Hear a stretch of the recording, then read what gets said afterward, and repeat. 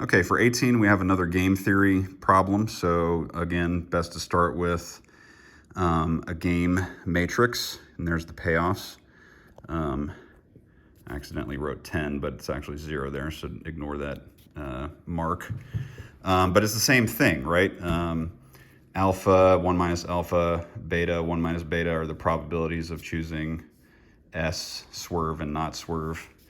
And so George is going to choose an alpha that makes Sam indifferent between swerving and not swerving.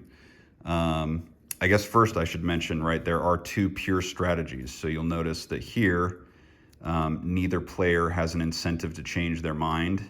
If George was to change his mind, he would get 0 instead of 10, so he wants to stay here. Sam, if he were to change his mind, would get negative 100, and 0 is better than that, so he wants to stay here. That's a Nash equilibrium.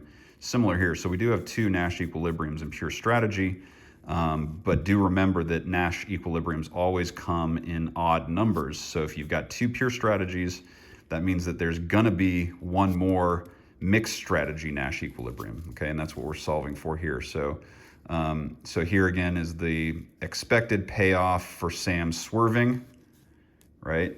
It's going to be either 0 with alpha probability or, again, 0 with 1 minus alpha probability. So that part's easy. That's, of course, 0. And then here's the expected payoff from Sam choosing to not swerve. It's alpha, right? Alpha times 10 and 1 minus alpha times negative 100. We can simplify that and solve for alpha. We find that alpha is 0.91. We do the same thing for beta and George, right? Sam is going to choose a beta so that George is indifferent between swerving and not swerving. So if George chose swerve, he's going to get 0 with beta probability and 0 with 1 minus beta probability, right? So that, of course, is 0 like before. And then if George chooses not swerve, he's going to get 10 with beta probability and -5 with 1 minus beta probability. That's what we have here. Sam will be indifferent if those two expected payoffs are equal. I'm sorry, George will be indifferent if those expected payoffs are equal, so we set them equal to each other. And indifferent because that means he's not incentivized to change his mind, right? Which is what a Nash equilibrium is. All right, so simplifying and solving for beta, we find that beta is 1/3.